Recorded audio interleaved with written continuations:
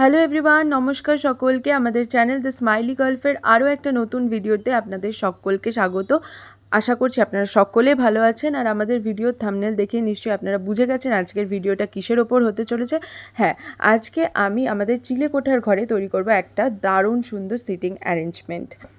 এবার এই চিলেকোঠা ঘরের পজিশনটা একটু আপনাদের বলে দিই।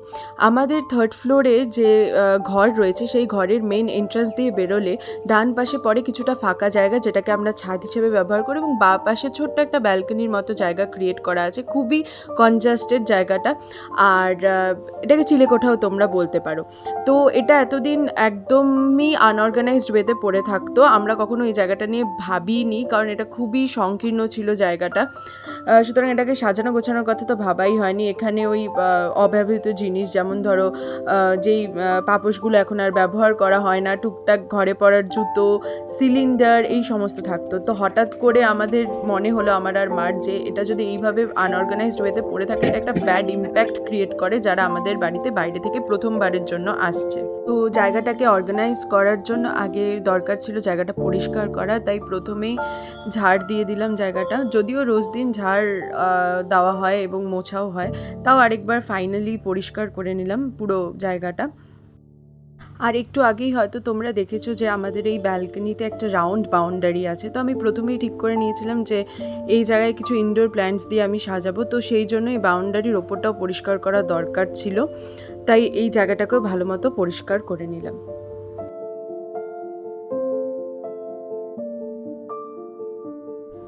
তো প্রথমে আমাদের এন্ট্রান্সের সামনে যে পাপোশটা দেওয়া হয়, ওয়েলকাম লেখা, সেটাকে সেট করে দিলাম। তারপর যে সমস্যাটা সামনে আসলো সেটা হচ্ছে এই সিলিন্ডার। ভারী সিলিন্ডার নিচেও রাখা যাবে না, কারণ সিঁড়ি বেয়ে সিলিন্ডার শেষ হয়ে গেলে অন্য একটা সিলিন্ডার সিঁড়ি বেয়ে ওঠানো, সেটা খুব কষ্টসাধ্য। তো এখানেই রাখতে হবে, কিন্তু সিলিন্ডার এইভাবে খোলা রাখলে দেখতে ভীষণ বাজে লাগবে। তো আমাদের একটা অব্যবহৃত বেডশিট ছিল যেটা কোনোভাবেই কাজে আসতো না, সেটা দিয়ে আমরা এটাকে ঢেকে নিলাম।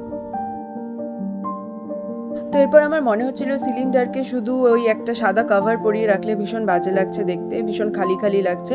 তো আমার ছাদে ছিল অফিস টাইম বা 9 o'clock যে ফুল গাছ হয়, এটা যদিও ইনডোর প্ল্যান্ট নয়, তবে এই ব্যালকনিতে যেহেতু পূবের রোদটা প্রচুর পড়ে, তো ওই জন্যে আমি ভাবলাম যে ওটাকে এনে রেখে দিই। আর ওটার কিন্তু মানে গ্রোথও ভালোই হচ্ছে এখানে রাখার পরেও। তো আরেকটা যেটা গাছ রাখলাম মাঝখানে দেখলে, সেটা হচ্ছে লেমন গ্রাস। এটা কিন্তু মশার উৎপাত থেকে অনেকখানি বাঁচায়। তো ব্যালকনিতে এসে বসলে মশা কামড়ালে সেটা একটা অসুবিধার বিষয় হয়ে যায়, তো সেই জন্য এটা এখানে রাখা। এটাও ইনডোর নয়, কিন্তু সূর্যের আলো যেহেতু পড়ে এবং জল দেওয়ার যেহেতু ব্যবস্থা আছে, তো কোনো অসুবিধা হয় না। আর প্রথমে আমি লেমন গ্রাসটাকে সিঁড়ির ধার ঘেঁষে রেখেছিলাম, তারপরে ভাবলাম যে মানি প্ল্যান্টটা এখানে রাখলে ভালো হয়, কারণ ওই মানি প্ল্যান্টের যে ডালগুলো বেরোয় সেটাকে সিঁড়ির রেলিংয়ে পেঁচিয়ে দিলে দেখতে অসাধারণ লাগছিল। এবার সিটিং অ্যারেঞ্জমেন্ট করতে হলে তো সিট চাই। একটা সিটের বদলে করলাম 2টো সিট, কারণ দেখলাম ভালোভাবেই হয়ে যাচ্ছে। বাড়িতে 2টো বেতের চেয়ার পড়েছিল যেগুলো কাজে লাগতো না, সেগুলো দিয়েই হয়ে গেল সিটিং অ্যারেঞ্জমেন্ট। আমাদের চিলেকোঠার ফাইনাল লুকটা অনেকটা এরকমই দাঁড়ালো। আমি ভীষণ সিম্পল রাখার চেষ্টা করেছি। আর এই জায়গাটার সৌন্দর্য না, যেদিন থেকে আমি তৈরি করেছি জায়গাটা নিজে হাতে, এক এক সময় এক এক রকম লাগছে। সকালবেলা সূর্য ওঠার পর, মানে ভোর ভোর আর কি, যে মিঠে রোদটা এখানে এসে পড়ে, তখন একটা আলাদা সৌন্দর্য। বিকেলবেলার পড়ন্ত রোদ যখন এখানে পড়ে, তখন সেটার আলাদা একটা রং। সন্ধে হয়ে যাওয়ার পরে পাখিরা যখন বাড়িতে ফিরে যাচ্ছে, সেই পাখির আওয়াজ, আর চারিদিকটা অন্ধকার হয়ে গেছে আর এখানে একটা আলো জ্বলছে, এবং ওয়ালের কালারটা যেহেতু ভীষণ লাইট, বসে একটা অসম্ভব শান্তি পাওয়া যায়। হ্যাঁ, গরমকালে একটা টেবিল ফ্যান চালিয়ে নাও বা একটা স্ট্যান্ড ফ্যান চালিয়ে নাও, খুবই আরাম লাগে।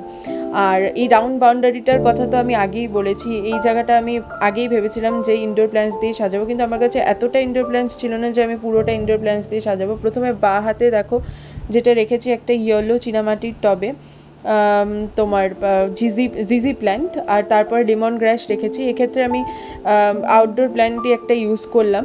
তো এটাকে রোদ্রে দিতে হয় এবং প্রত্যেক দিন জলও দিতে হয় বাইরে নিয়ে গিয়ে। এক্ষেত্রে আমি প্লাস্টিকের টব ইউজ করেছি, কারণ গ্রাসটাই এত সুন্দর যে অনেক বেশি এনহ্যান্স করে দেয় বিউটিটাকে। তারপর একটা নয়নতারার চারা আছে, আর তারপরে তো মানি প্ল্যান্ট। এবার দেখো এখানে যে বেতের চেয়ারগুলো রেখেছি, এগুলো অব্যবহৃত আমাদের ঘরে ছিল। তো তার মধ্যে একটা ডিপ কাভারটা যে দিয়েছি, সেটা একটা ডিপ কালার ইউজ করার চেষ্টা করেছি, কারণ ওয়ালের কালারটা ভীষণ লাইট। তো এর সাথে যদি লাইট কালার ইউজ করতাম, এটার মানে কালারটা কখনোই ম্যাচ হতো না। আর কুশনগুলো যে দিয়েছি তার মধ্যে একটা ট্র্যাডিশনাল লুক রাখার চেষ্টা করেছি, দুজন ডান্ডিয়া খেলছে এরকম। ট্র্যাডিশনাল লুক হচ্ছে এই জায়গাটাকে ফেস্টিভ সিজনের জন্য অনেক বেশি অ্যাপ্রোপ্রিয়েট করে তোলে। তো ফেস্টিভ সিজনের জন্যও কিন্তু তোমরা এইভাবে সাজাতে পারো। আর মানি প্ল্যান্টটাকে আমি সিঁড়ির মধ্যে দিয়ে পেঁচিয়ে দিয়েছি যাতে এটা ভালোভাবে গ্রো করতে পারে।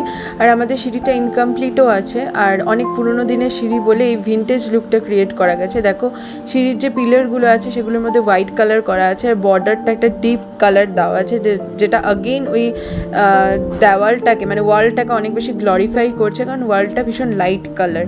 সো এইভাবে একটা ভিনটেজ লুক ক্রিয়েট করা যেতে পারে।